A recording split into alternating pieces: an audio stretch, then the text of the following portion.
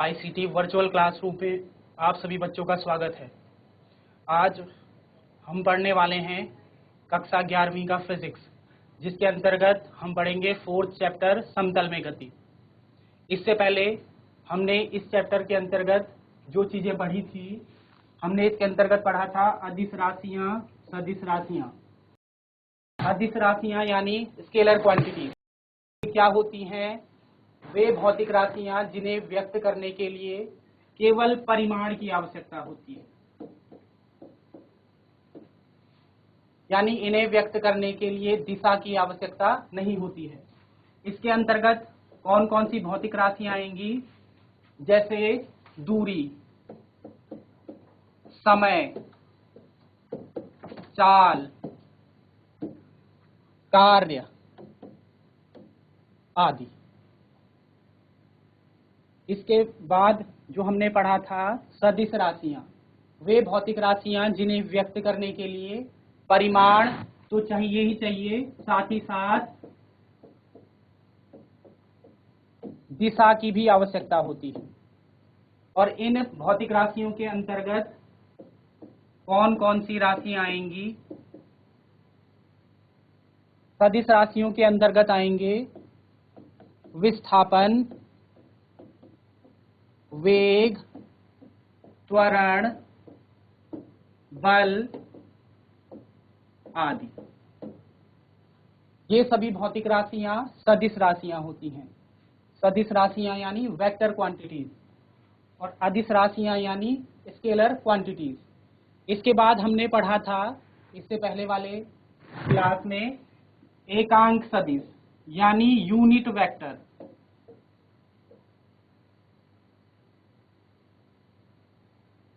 Unit vector क्या होते हैं? यूनिट वेक्टर वे सदिश होते हैं जिनका परिमाण एक होता है। यूनिट वेक्टर का परिमाण कितना होगा? एक। और यूनिट वेक्टर क्या करते हैं? ये किसी भी सदिश की दिशा को प्रदर्शित करते हैं।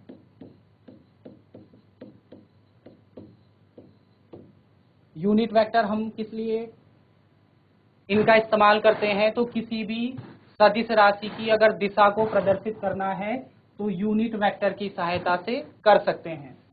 अब देखिए, मैंने बताया था आपको कि यूनिट वेक्टर जो होता है इसको हम किस प्रकार से प्रदर्शित करते हैं। तो इसके लिए हमें क्या करना है? जो वेक्टर होगा उसके ऊपर, जैसे माना ए यूनिट वेक्टर है तो हम कैसे प्रदर्शित करेंगे?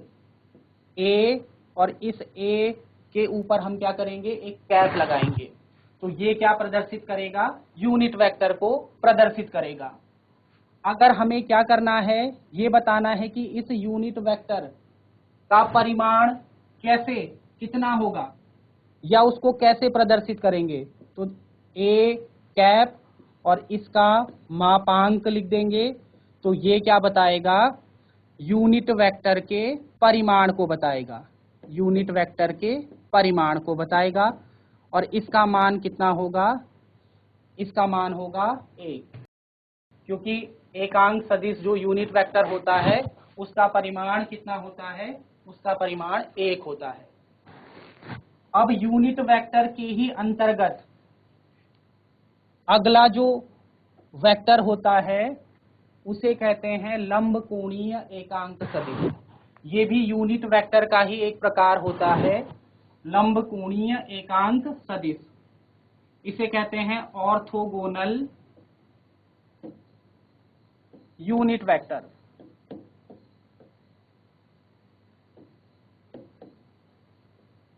अब ऑर्थोगोनल यूनिट वेक्टर क्या होते हैं? देखिए, हम जानते हैं,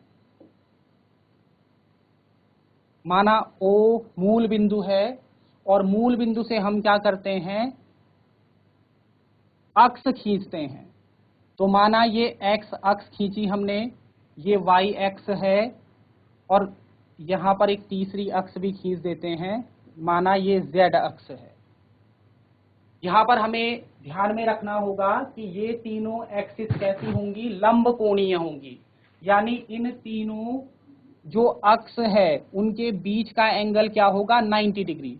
यानी x और y के बीच का एंगल भी 90 डिग्री, x और z के बीच का एंगल भी 90 डिग्री, और y और z के बीच का एंगल भी कितना होगा, 90 डिग्री। देखिए जो यहाँ पर x और y के बीच का एंगल तो हमें दिख रहा है 90 डिग्री, लेकिन x z और y z के बीच का एंगल हमें 90 डिग्री नहीं दिखाई दे रहा है। तो ये जो z एक्सिस होगी ये इस प्रकार से होगी, ये x y तो एक प्लेन में है और z कैसी होगी, इस प्लेन के लंबवत ऊपर की तरफ हो, इस प्रकार से।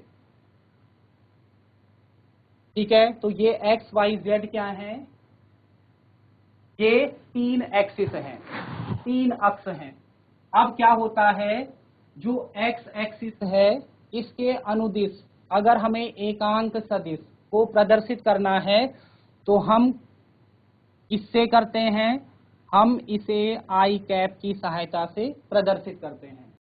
यानी आई कैप का मतलब क्या होगा कि x एक्सिस की दिशा में एकांक सदिश, यानी आई कैप दिशा प्रदर्शित करेगा x एक्सिस की डायरेक्शन में। इसके अलावा जो y एक्सिस है, इस y एक्सिस की डायरेक्शन में जो हम यूनिट वेक्टर लेते हैं वो लेते हैं j कैप।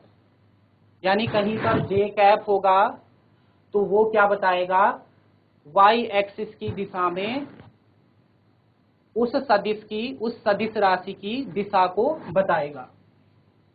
अगर कोई सदिश राशि माना z एक्सिस की दिशा में है तो उसके लिए हम यूनिट वेक्टर क्या लेंगे, उसके लिए यूनिट वेक्टर लिया जाता है k कैप।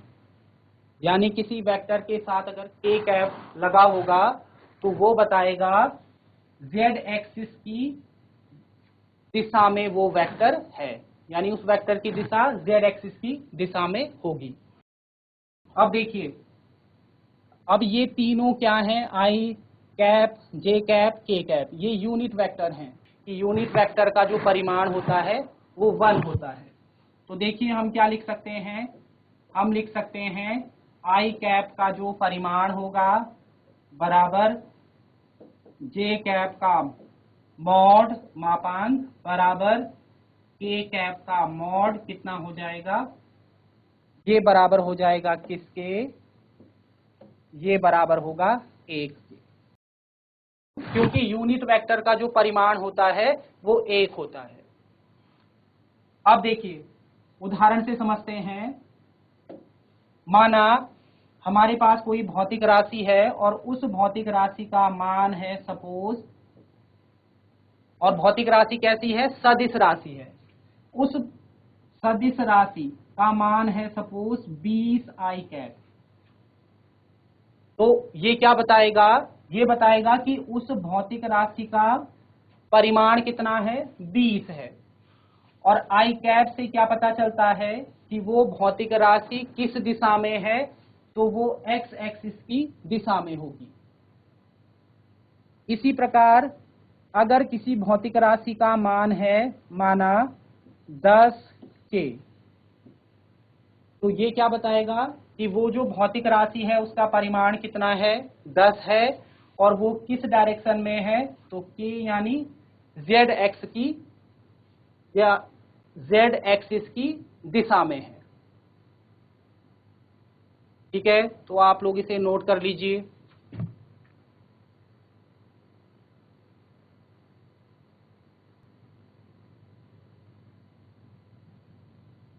इसके बाद अगला टॉपिक आएगा दो सदिशों का योग।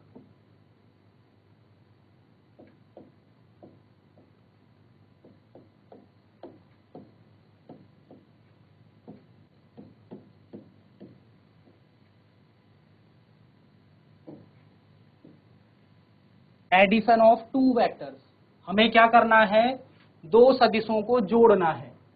तो सबसे पहले तो हम जानते हैं कि जो सदिश राशियां हैं इनको हम साधारण बीजगणित के अनुसार या साधारण बीजगणित के नियमों से नहीं जोड़ सकते हैं।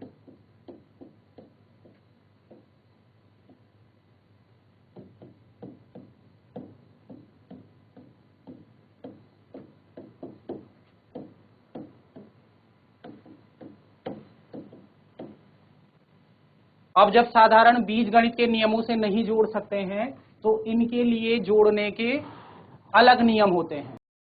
तो सबसे पहले माना अगर हमारे पास दो सदिश राशियां हैं, माना वेक्टर ए और वेक्टर बी, अगर हम चाहते हैं कि इन दोनों राशियों को हम जोड़ें तो सबसे पहले ये दोनों राशियां एक ही प्रकृति की होनी चाहिए, इनका नेचर एक ही प्रकार का होना चाहिए।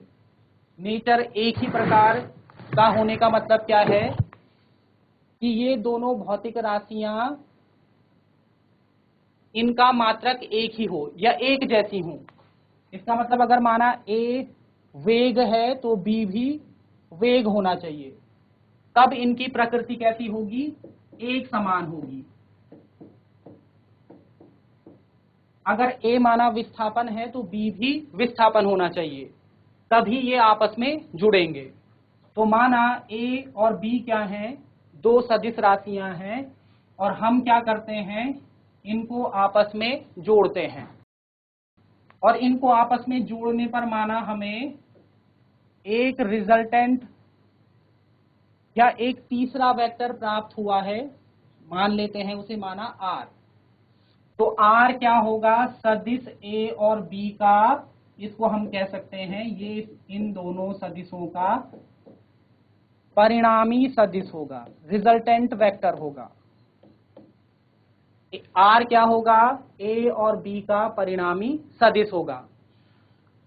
अब देखिए अगर माना सदिशों को हमें जोड़ना है तो हम क्या करते हैं, साधारण बीजगणित से तो नहीं जोड़ सकते, तो क्या करना है, इनको जोड़ने के कुछ अलग नियम होते हैं।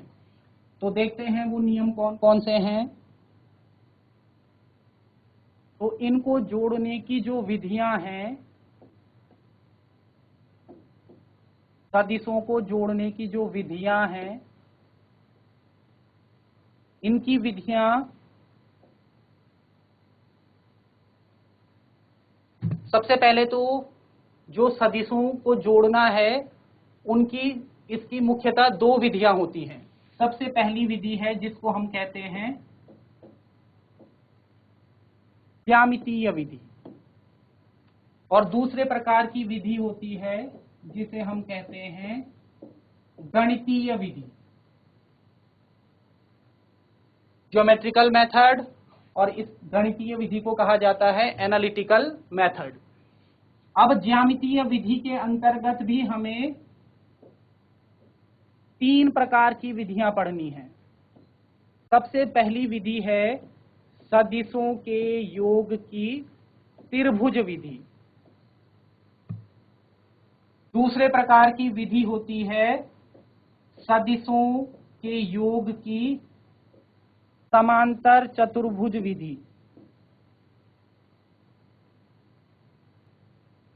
और तीसरे प्रकार की विधि है जिसे हम कहते हैं बहुभुज विधि। तो हमें क्या करना है, ये तीनों प्रकार की जो ज्यामितीय विधि के अंतर्गत तीन विधियां हैं, इन तीनों विधियों का अध्ययन करना है। तो इसमें सबसे पहले कौन सी विधि है, त्रिभुज विधि। इसको आप नोट कर लीजिए।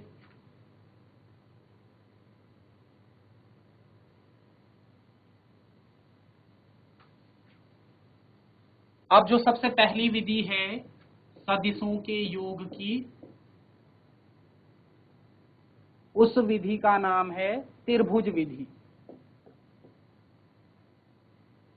Triangle method.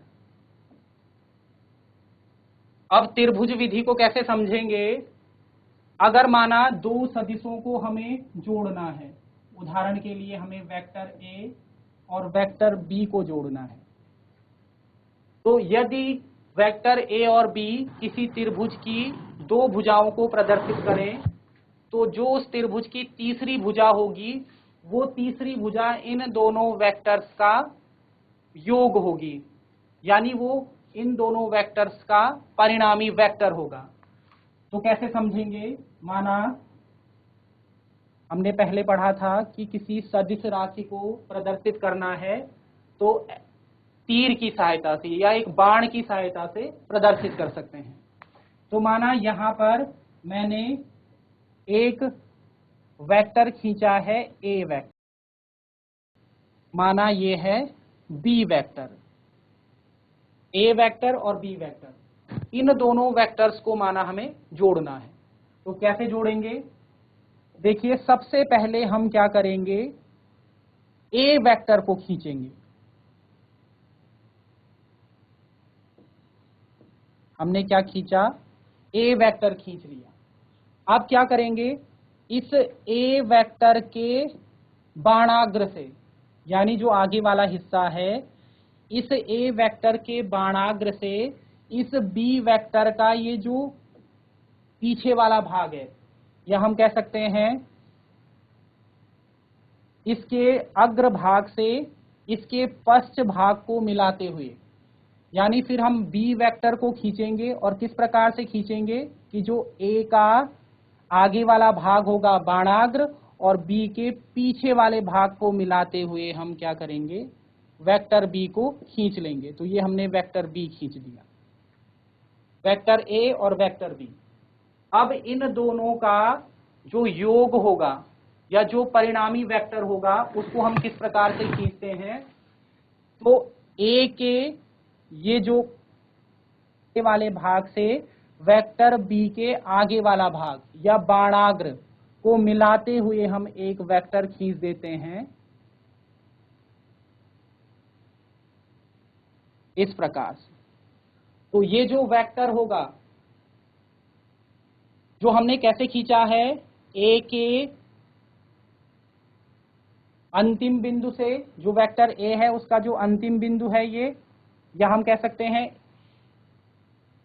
जो स्टार्टिंग पॉइंट है वेक्टर ए का और बी का जो बाणाग्र है, इसको मिलाने वाला जो वेक्टर होगा वो वेक्टर ए और बी का क्या होगा, परिणामी वेक्टर होगा। और इस परिणामी वेक्टर को मैंने प्रदर्शित कर दिया है आर से, आर यानी रिजल्टेंट वेक्टर। तो हम लिख सकते हैं यहां पर कि आर बराबर क्या होगा, आर बराबर होगा vector A plus vector B, यानी रिजल्टेंट वेक्टर आर बराबर A vector plus B vector. Note कर लीजिए आप।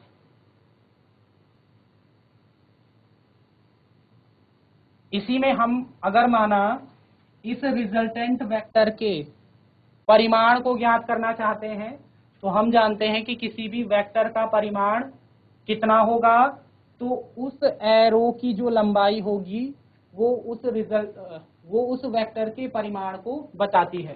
तो अगर इस आर वेक्टर का परिमाण ज्ञात करना है तो इस वेक्टर की हम लंबाई माप लेंगे। और इसकी दिशा क्या होगी, तो दिशा हम किस प्रकार से बताएंगे कि ये जो रिजल्टेंट वेक्टर है ये वेक्टर ए से कितना कोण बना रहा है। सपोज थीटा कोण बना रहा है, तो हम कह सकते हैं कि रिजल्टेंट वेक्टर वेक्टर ए से थीटा कोण पर या थीटा कोण बनाते हुए स्थित है। इसी में देखिए अभी हमने क्या किया, वेक्टर ए को वेक्टर बी में जोड़ा। यदि हम क्या करें कि वेक्टर बी को वेक्टर ए में जोड़ें तो भी क्या रिजल्टेंट वेक्टर वही होगा। तो चलिए करते हैं एक बार कि वेक्टर बी को वेक्टर ए में जोड़ते हैं। तो कैसे करेंगे, इसके लिए हम क्या करेंगे, सबसे पहले वेक्टर बी खींचेंगे। हमने खींचा सबसे पहले वेक्टर बी। अब क्या करेंगे, त्रिभुज मेथड क्या कहता है कि वेक्टर बी के जो बाणाग्र है यानी जो इसका हेड है उससे हम क्या करेंगे, वेक्टर ए के टेल को मिलाएंगे यानी पीछे वाले भाग को मिलाएंगे। तो ये वेक्टर बी हो गया।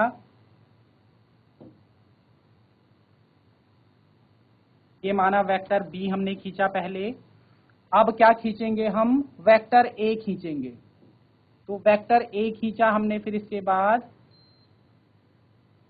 ये है माना वेक्टर ए। कैसे खींचेंगे कि जो वेक्टर बी का हेड होगा उससे क्या मिलाएंगे, वेक्टर ए का टेल मिलाएंगे, और इसके बाद हम क्या खींच देंगे, रिजल्टेंट वेक्टर कैसे खींचना है, पहले वाले वेक्टर का टेल और दूसरे वाले वेक्टर का हेड मिलाते हुए एक रेखा खींच देंगे इस प्रकार से। तो ये क्या होगा, ये होगा रिजल्टेंट वेक्टर। इस वाली कंडीशन में माना हम इसे आर डैश मान लेते हैं, तो ये हो जाएगा रिजल्टेंट वेक्टर आर डैश। अब हम क्या करते हैं, हम जब आर वेक्टर और आर डैश वेक्टर को देखते हैं तो ये दोनों वेक्टर परिमाण में भी और दिशा में भी एक ही जैसे होते हैं, यानी यहां पर हम लिख सकते हैं आर डैश वेक्टर बराबर B vector plus A vector. ठीक है, तो हमें क्या देखने को मिलता है कि जो आर वेक्टर है और जो आर डैश वेक्टर है, ये दोनों वेक्टर परिमाण में भी और दिशा में भी एक जैसे हैं। तो हम क्या लिख सकते हैं, हम लिख सकते हैं कि आर वेक्टर किसके बराबर है, आर डैश वेक्टर के बराबर है। या इसी चीज को हम लिख सकते हैं, क्योंकि आर वेक्टर बराबर कितना होता है, ए प्लस बी वेक्टर, और आर डैश वेक्टर किसके बराबर होता है, B vector plus A vector. हमने अभी देखा R dash vector B vector plus A vector के बराबर है। तो इससे क्या निष्कर्ष निकलता है कि जो वेक्टरों का योग है वो क्रम विनिमेय होता है। कैसा होता है, क्रम विनिमेय। क्रम विनिमेय का मतलब है कि क्रम को बदलने पर भी जो योग होता है वो एक समान रहता है। तो इससे क्या निष्कर्ष निकला कि जो वेक्टरों का योग है वो कैसा होता है, क्रम विनिमेय, यानी कम्यूटेटिव होता है। तो इस चीज को आप नोट कर लेंगे।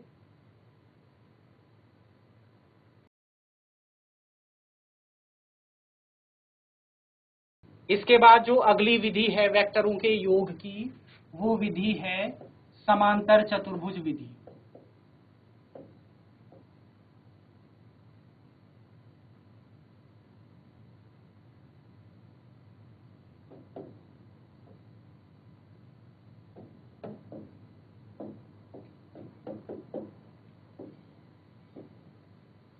इस विधि में क्या होगा, इस विधि को समझने के लिए माना हमारे पास दो वेक्टर हैं, एक ले लेते हैं वेक्टर ए और एक ले लेते हैं वेक्टर बी। माना ये दोनों वेक्टर क्या करते हैं, किसी समांतर चतुर्भुज की दो संलग्न भुजाओं को प्रदर्शित करते हैं। तो पहले समझते हैं, माना वेक्टर ए है इस प्रकार से और वेक्टर बी है इस प्रकार से। ये वेक्टर बी है और ये वेक्टर ए है। अब ये दोनों वेक्टर क्या करते हैं, माना समांतर चतुर्भुज की दो संलग्न भुजाओं को प्रदर्शित करते हैं। तो संलग्न मतलब जो आपस में जुड़ी हुई होती हैं। तो इसके लिए हम क्या करते हैं, वेक्टर ए खींचते हैं इस प्रकार से, और ये है माना वेक्टर बी, ये है वेक्टर बी। अब देखिए हमें क्या करना है, वेक्टर ए और बी क्या होनी चाहिए, किसी समांतर चतुर्भुज की दो संलग्न भुजाएं होनी चाहिए। तो इसके लिए हमें क्या करना होगा, यहां पर एक समांतर चतुर्भुज खींचना होगा। तो कैसे खींचेंगे, समांतर चतुर्भुज का मतलब है कि आमने सामने की भुजाएं समांतर होनी चाहिए। तो वेक्टर ए के समांतर हम यहां पर क्या करेंगे, बी के जो एरो हेड है, जो वहां से एरो हेड से क्या करेंगे, हम एक भुजा खींचेंगे ए के समांतर इस प्रकार से, और ए का जो बाणाग्र है उससे हम क्या करेंगे, बी वेक्टर बी के समांतर एक भुजा खींचेंगे इस प्रकार से। तो यहां पर क्या हो गया, एक समांतर चतुर्भुज का निर्माण हो गया। तो यदि, अब यहां पर डेफिनेशन फिट बैठेगी, यदि ए और बी क्या करते हैं, किसी समांतर चतुर्भुज की दो संलग्न भुजाओं को प्रदर्शित करते हैं, तो इस समांतर चतुर्भुज का जो विकर्ण होगा वो क्या करेगा, वो इन दोनों वेक्टर्स के परिणामी वेक्टर को प्रदर्शित करेगा। तो हम क्या कर सकते हैं, इस समांतर चतुर्भुज का विकर्ण खींचेंगे इस प्रकार से, और ये जो विकर्ण होगा, ये विकर्ण क्या बताएगा, सदिश ए और बी के परिणामी सदिश को प्रदर्शित करेगा। यानी यहां पर इसको हम लिख सकते हैं वेक्टर आर। यानी जहां पर दोनों वेक्टर ए और बी आपस में मिल रहे हैं, वहां से हम क्या करेंगे, एक विकर्ण खींचेंगे, और वो जो विकर्ण होगा वही क्या होगा, इन दोनों सदिशों का परिणामी सदिश होगा। फिर यहां पर भी हम लिख सकते हैं कि जो वेक्टर आर होगा वो किसके बराबर होगा, vector A plus vector B के बराबर होगा। इसको भी आप लोग नोट कर लेंगे।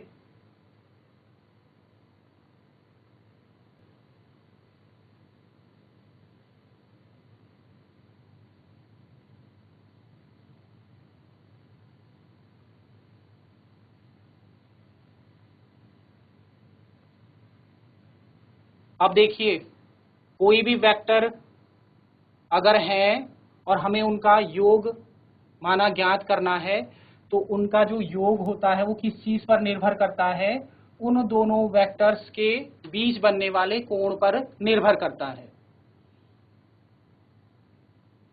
अगर क्या है, अगर क्या होगा कि माना दोनों वेक्टर्स,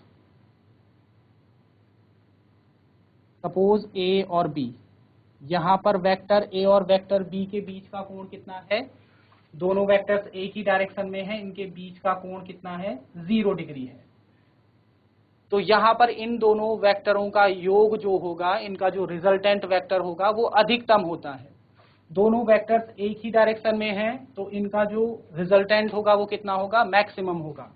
तो यहां पर आर जो होगा इनका, वो क्या होगा, अधिकतम होगा। अगर क्या है, अगर दो वेक्टर्स एक दूसरे के अपोजिट डायरेक्शन में है, अपोजिट का मतलब दोनों के बीच का जो एंगल है, दोनों वेक्टर्स के बीच का एंगल कितना है, 180 डिग्री। एक ऊपर की तरफ को है, एक नीचे की तरफ को, तो एंगल कितना हो जाएगा, 180 डिग्री। तो इन दोनों वेक्टर्स का जो रिजल्टेंट होगा वो कितना होगा, वो मिनिमम होगा। इनके बीच का रिजल्टेंट, इन दोनों का रिजल्टेंट कितना होगा, मिनिमम होगा। और यदि एंगल इन दोनों कोणों के बीच का है, तो जो रिजल्टेंट होगा वो मैक्सिमम और मिनिमम के बीच का होगा। ये चीज आपको ध्यान में रखनी है, तो इसको भी आप नोट कर लेंगे।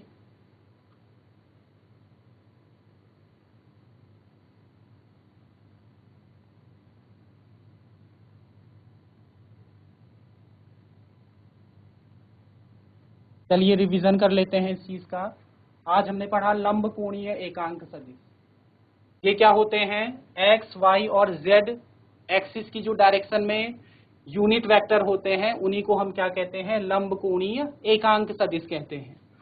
एक्स एक्सिस की डायरेक्शन में यूनिट वेक्टर को प्रदर्शित किया जाता है आई कैप से, वाई एक्सिस की डायरेक्शन में जे कैप से, और जेड एक्सिस की डायरेक्शन में के कैप से। इसके बाद हमने पढ़ा कि अगर हमें क्या करना है, वेक्टरों को जोड़ना है, तो वेक्टरों को जोड़ने के लिए हमें क्या करना है, सबसे पहले ये देखना है कि उनकी जो प्रकृति है वो एक समान है। यानी दोनों वेक्टर राशियां, जो दोनों वेक्टर हैं वो एक ही भौतिक राशि की होनी चाहिए। इसके बाद हमने देखा कि वेक्टरों को जोड़ने की विधियां कितने प्रकार की, मुख्यतः 2 प्रकार की, ज्यामितीय और गणितीय। ज्यामितीय के अंतर्गत हमने देखा 3 प्रकार की विधियां हैं, त्रिभुज विधि, समांतर चतुर्भुज विधि और बहुभुज विधि। इसमें भी त्रिभुज विधि में क्या होगा कि इसके लिए हमें क्या करना है कि यदि दो वेक्टर क्या करते हैं, किसी त्रिभुज की 2 भुजाओं को प्रदर्शित करते हैं, तो जो तीसरी भुजा होगी उस त्रिभुज की वो उन दोनों वेक्टर्स के परिणामी वेक्टर को प्रदर्शित करेगी। और जो हमने देखा कि जो वेक्टरों का योग था वो कैसा था, क्रम विनिमेय। क्रम को बदलने पर भी योग समान रहता है।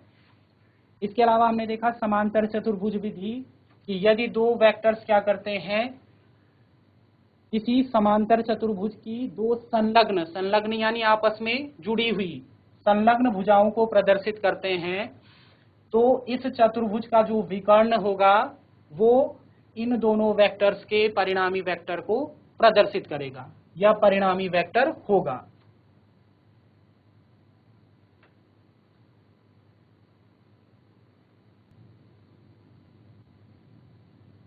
ठीक है, तो बच्चों आज हमने पढ़ा सदिशों का योग किस प्रकार से करना है। उसके अंतर्गत हमने सीखा कि सदिशों के योग की त्रिभुज विधि और समांतर चतुर्भुज विधि।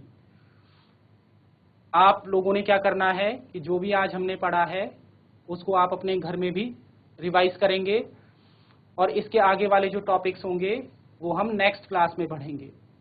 तो ठीक है बच्चों, आज के लिए धन्यवाद।